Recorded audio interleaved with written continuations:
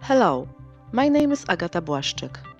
In this lecture, I will present material that covers the activity assessment issues. Let's start with biological activity. But what is it? Biological activity is the effect a given substance or drug imposes on living matter. This impact is related to physicochemical and structural properties of the active substance. Among the various properties of chemical compounds, biological activity plays a key role in medical and biotechnology applications. What in fact is a bioactive compound?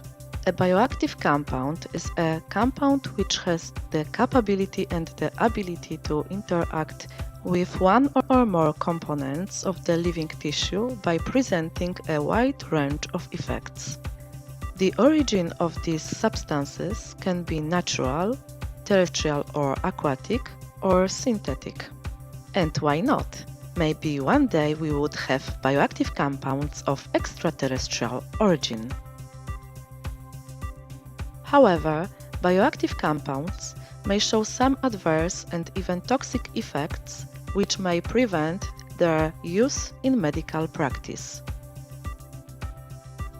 The biological activity can be expressed in two ways: by the dose or concentration of the given compound that causes the standard biological response, or by percentage response compared to the control at the standard dose or concentration. The first method is the most commonly used one. The basic measures of biological activity are LC50, IC50, EC50, LD50, ED50, MIC, or MTD. Another highlight of this lecture are bioassays. These are procedures for determining the concentration or biological activity of a substance by measuring its effect on an organism or tissue.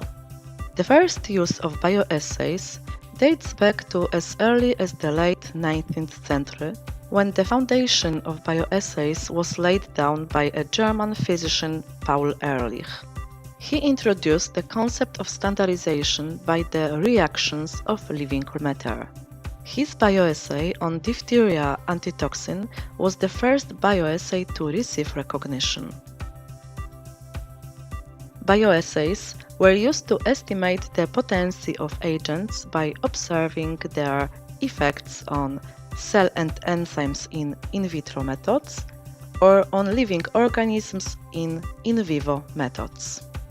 In turn, ex vivo assays refer to experimentation or measurements done in or on tissues from an organism in external environment with minimal alteration of natural conditions. During organism selection, in case of in vivo assays, it is recommended to focus on the so-called 5R rule. This rule features certain criteria that should be met by the perfect test organism. Moreover, the test organism should be easily cultivable in laboratory conditions. Additionally, it's good to possess the knowledge of organism genetic structure and its culturing history. Mostly these criteria also apply to the in vitro methods. Drug discovery process could also be accelerated by applying high-throughput screening. This method is also being set up for academia and some research hospitals. Independent of the applied screening technology, high-throughput screening is based on the same fundamental principle of performance management as time, costs, and quality of the process.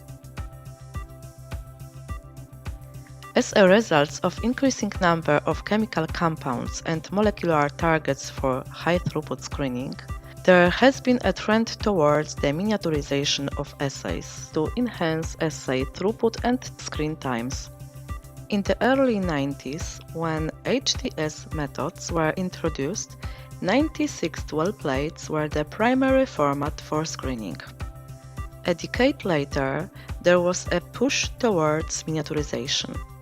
Then, 384 well plates and 1,536 well plates have come to use. Further still, some progress has been made in increasing plate density up to 3,456 wells.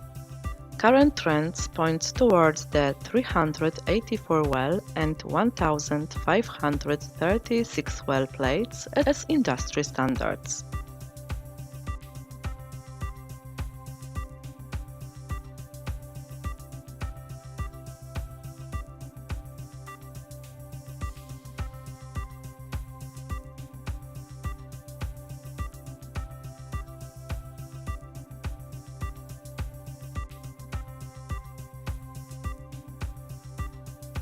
Time to sum up. The graph below presents the relationship between throughput and biological relevance of different kinds of assays. Biochemical assays and cell line assays can be characterized by high capacity but by low biological relevance. On the other hand, tests with the use of tissues, animal models, and organoids give a high biological response. However, here the throughput is low. HTS assays with the use of whole organisms would be an optimal solution as they combine both high throughput along with adequate biological relevance. And what is important, they have started to develop very quickly in recent years. Thank you for your attention.